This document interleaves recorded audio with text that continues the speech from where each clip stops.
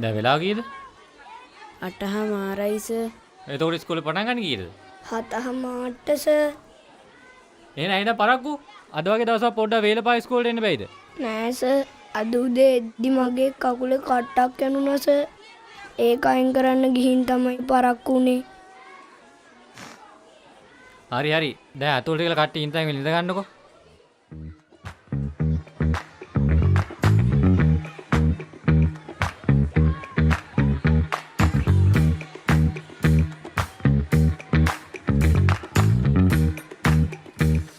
හරි ළමයි. අපි එන පටන් ගමු.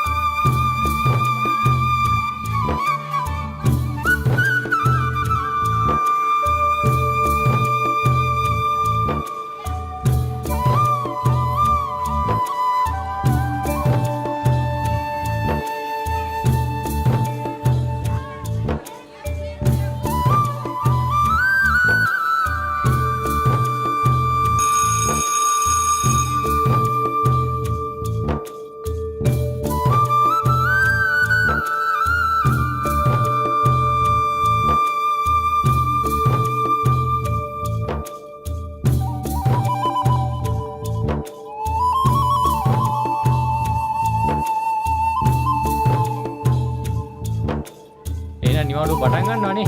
අපි නිවාඩුවෙන් පස්සේ එන හම්බෙමු.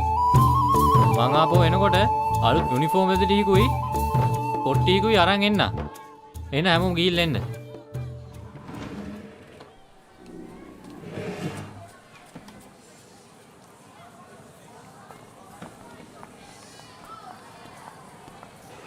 ඔහොම හිටියනා. කොහොමද දැන් කකුල? හොඳයි සර්. මං දැක්ක ඉන්ටර්වල් එකේ සෙල්ලම් කර ඉන්නවා. ඉතින් මොනවද කරන්න ඉන්නේ මේ නිවාඩුවේ? සෙල්ලම් තමයි ඉතින් සර්. ඒක මන් දන්නවා. මොනවා කරක් කමන්නේ පරිස්සමෙන්. එහෙනම් ගිහලා එන්නකො තුන්දෙනා.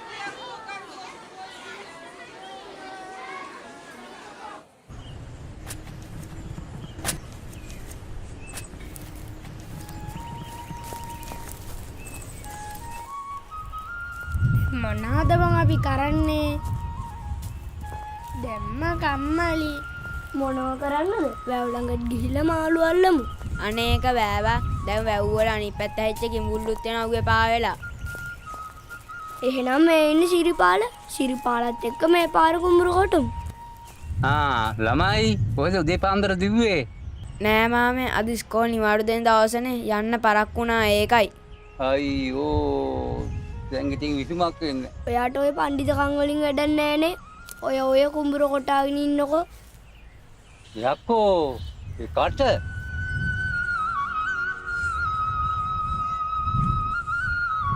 ඒ සඳරු කෝබම් මං අර උදේ දුන්න පෑන.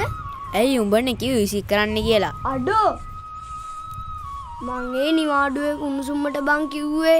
දැන් ඉතින් අම්මගෙන් ගෙදර ගිහිල්ලා කන්න එනවනේ ඇති වෙන්න. මහන්සි වෙලා අමාරුවෙන් හම්බ කරලා අරන් දෙන්න මේවා. උඹලට තාත්තට සල්ලි කාර්යද? කොච්චර අමාරුවෙන්ද තාත්තා සල්ලි හම්බ කරන්නේ?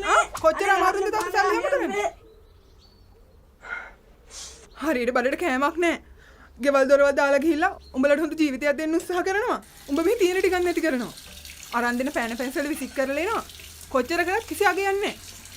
අපිට නැති දේවල් දෙන්න තමයි මේ මහන්සි වෙන්නේ. කිසි ගාණක් නැහැ. තියෙන දේවලුත් නාස්ති කරනවා. කොහෙන්ද ඒ පාර? චොට්ටා කෝ නිදි චොට්ටා කාලත් නැහැ. චොට්ටා බොරුවට ගුටි කන්න.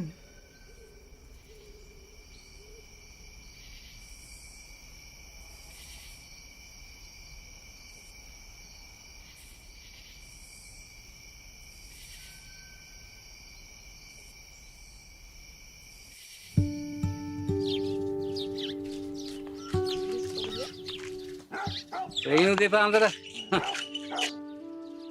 චුට්ටා කොහමද ගිය කෑම? අති විශිෂ්ටයි සර්. මොකද බං ඒ? නෑ බං ඊයේ අම්මගෙන් ගුටි කෑවා අරු ඉතින් එහා ගෙදරේ කානේ ඔක්කොම ඔපදූප ටික දාන්න මෙන්න මූහින්ද තමයි මම මොකද්ද බං කරේ?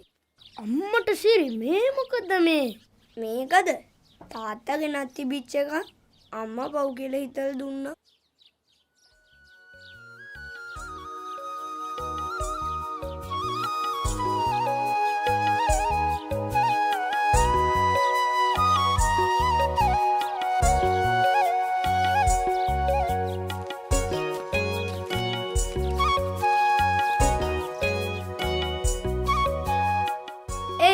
උඹ කිව්වා වගේ දැම්ම කම්මැලි බං ඔව් බං මේක තිබ්බනම් මේකත් එක්ක සෙල්ලම් ගන්න තිබ්බා.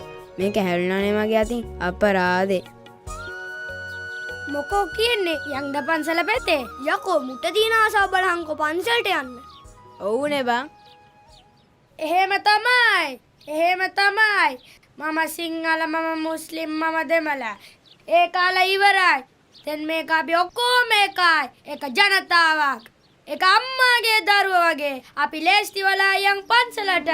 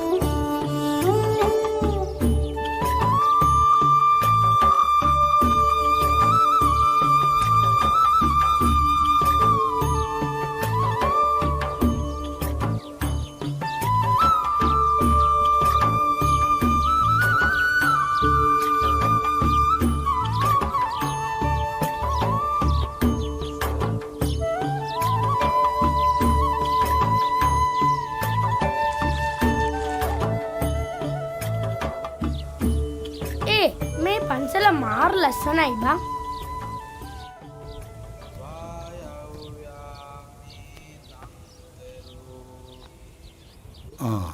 මේ අර ගුණරත්නගේ එකම පුතා නේද?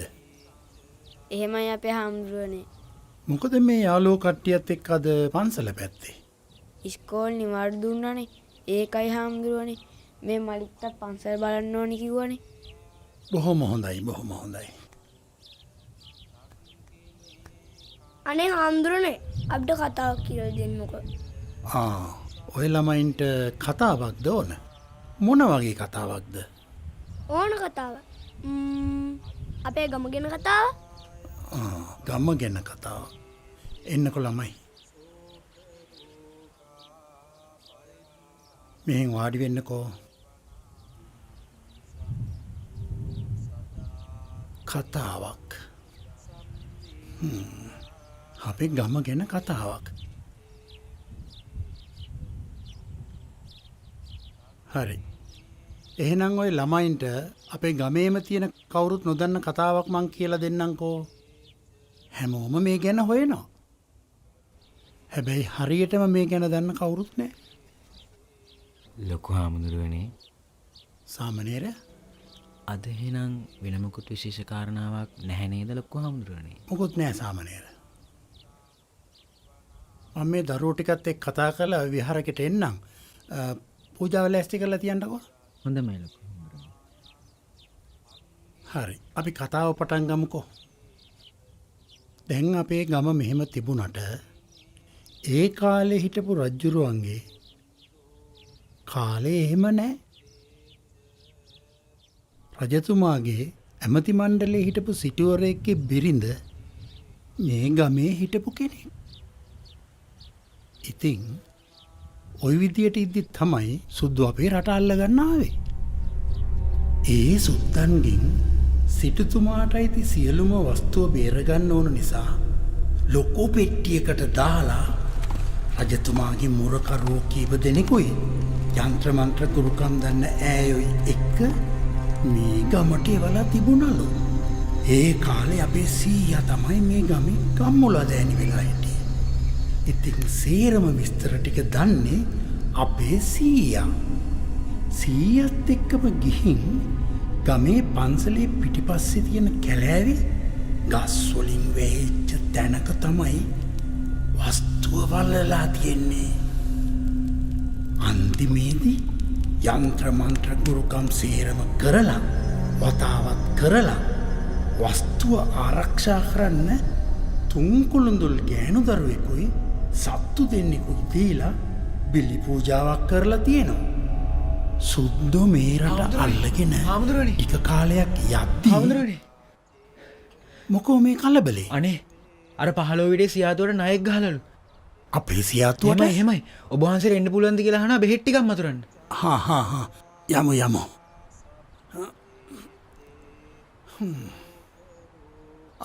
මේ ළමයි ගෙවල් වලට ගිහිල්ලා හෙට එන්නකෝ.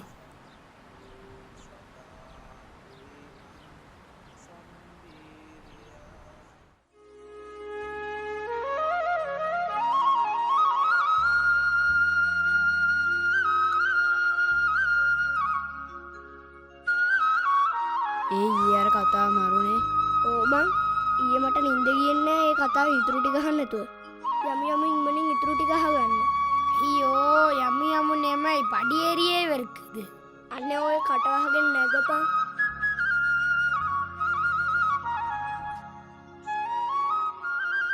මේ අර කිව්ව කතාව වගේ නිදානයක් හම්බුනොත් මොකද කරන්නේ?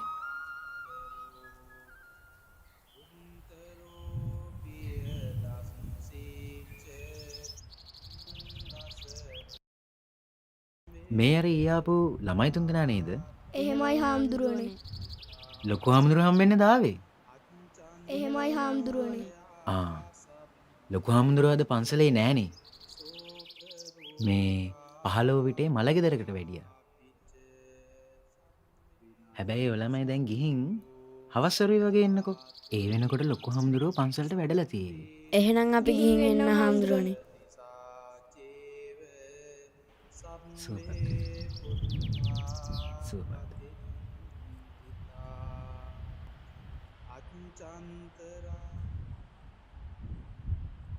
දැන් මොකද බං කරන්නේ? කරනවා නම් වැඩක් තියෙනවා. මොකද කියන්නේ? කරමුද?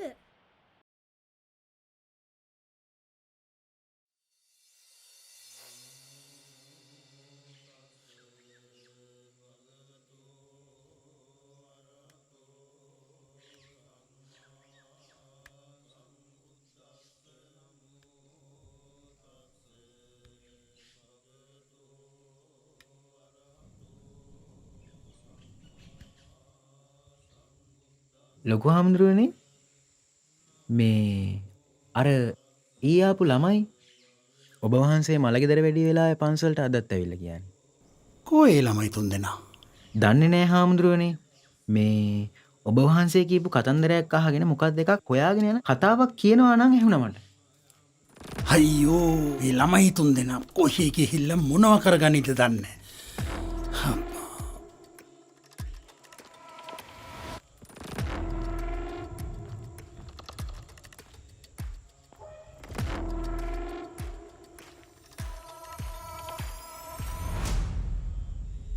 හාමුදුරනේ මේ බැහැරක්ද? අනේ දරුවෝ මේ ඊයේ ගුණරත්නගේ පුතයි තව ළමයි දෙන්නෙක් ওই පන්සලට ආවනේ. කවුද මේ අපේ කොල්ලෝ තුන් දෙනා? ඔව් දරුවෝ මගෙන් කතාවක් ඇහුවා. මම කතාවක් කිව්වා. මට කතාවේ භාගයයි කියන්න හම්බ වුණේ. අනිත් භාගෙ මට කියන්න හම්බ වුණේ නැහැ. මට මල්ලගෙදරකට වඩින්න සිද්ධ වුණා. ඊට පස්සේ මන් නැති වෙලාවේ පන්සලට ඇවිල්ලා සාමනීරකින් දැනගෙන මම පන්සලේ නෑ කියලා. මම කියපු කතාව භාගෙට අහගෙන මේ දරුවෝ කැලෑවට ගිහිල්ලානේ. මේ ළමයි තුන් දෙනා දන්නේ නෑ මේ කතාවේ ඉතුරු ටික කොච්චර භයානකද කියලා. ඔය දරුවා දන්නව නේද ගමේ වුණ දේවල්? අයියෝ බලන්න හාමුදුරනේ මං කිව්වා මේ පොඩි උන් තුන් දෙනාට පඬිතු වැඩ කරන්න යන්න එපා කියලා. දැන් මෙහෙම කරමු හාමුදුරනේ. හාමුදුරුවෝ පන්සල් වඩින්නකෝ. මං ගිහිල්ලා මේ පොඩි උන් තුන්දෙනා හොයාගෙන එන්න. පරිස්සමෙන් දරුවෝ.